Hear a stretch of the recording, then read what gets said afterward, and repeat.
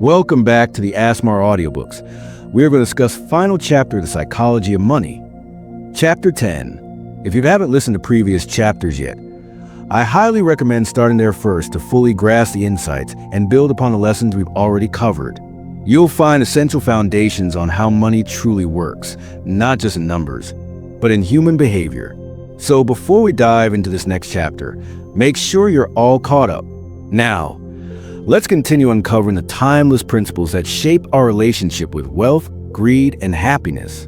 Chapter 10. The final chapter, Mastering the Psychology of Money for Life. Chapter 10.1. Why understanding money psychology is more important than financial strategies. Most personal finance books teach how to invest in the stock market, how to budget and save, how to make more money. But here's the truth. Even the best financial strategy won't work if your mindset is wrong. If you can't control your spending habits, no amount of income will save you. If you panic every time the market drops, you'll sabotage your investments. If you believe money will magically make you happy, you'll always feel like something is missing. The biggest financial decisions in life aren't about math. They're about behavior. Money success isn't about intelligence. It's about psychology, discipline, and emotional control. In a nutshell, master your money mindset and you'll master your financial future. Chapter 10.2. The Power of Financial Simplicity. Most people think building wealth requires complicated investment strategies, tracking every dollar with extreme detail, always searching for the next big thing. But the wealthiest, happiest people often follow the simplest money habits. Spend less than you earn. Invest regularly and forget about it. Don't chase get-rich-quick schemes. Never let lifestyle inflation ruin your freedom. Example, Warren Buffett doesn't use complex trading algorithms. He buys simple businesses and holds them for decades. The world's most successful investors often just buy index funds and wait. Many self-made millionaires drive normal cars and live in modest homes. The secret to money? Keep it simple. The simplest financial strategy is often the most effective.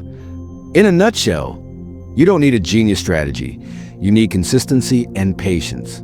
Chapter 10.3. The most dangerous money mistakes to avoid. You don't have to be perfect with money. You just have to avoid the biggest mistakes. The most common financial traps. Living paycheck to paycheck, no matter your income. Trying to time the market instead of investing consistently. Taking on too much debt, especially for things that don't bring lasting value. Believing more money will automatically fix your problems. Chasing status symbols instead of true financial security. If you can avoid these mistakes, you'll automatically be ahead of most people. You don't need to be a genius with money. You just need to avoid being reckless. In a nutshell, the easiest way to build wealth is to avoid the traps that destroy it. Chapter 10.4. Why long-term thinking is the key to wealth.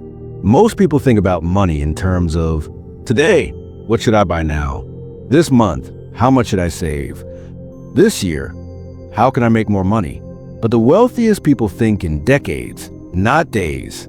They don't worry about short-term stock market drops. They don't change their financial plan because of one bad year.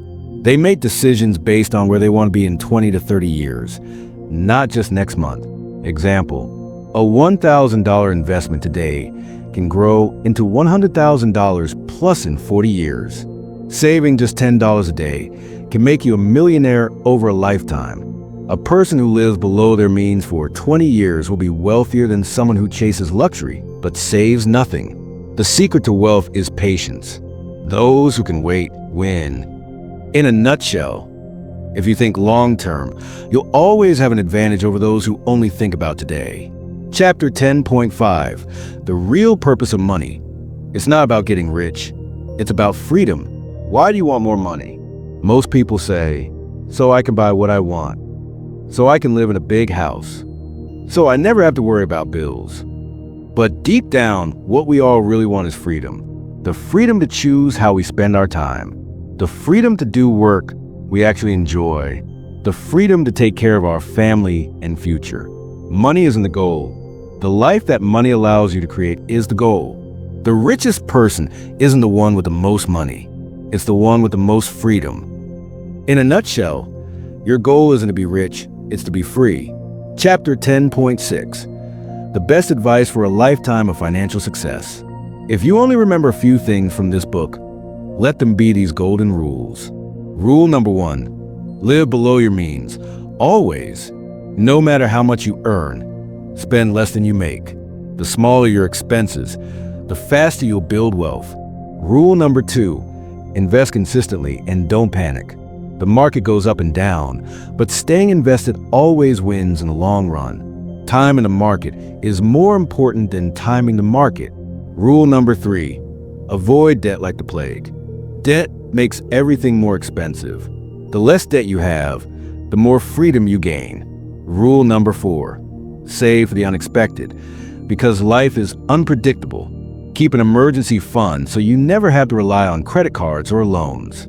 Be prepared for the unexpected financial storms in life. Rule number 5, remember that wealth is a mindset, not a number.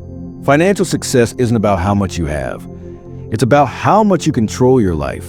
A person with modest income but zero debt is wealthier than a millionaire who is drowning in obligations. Rule number 6, define your own version of a rich life.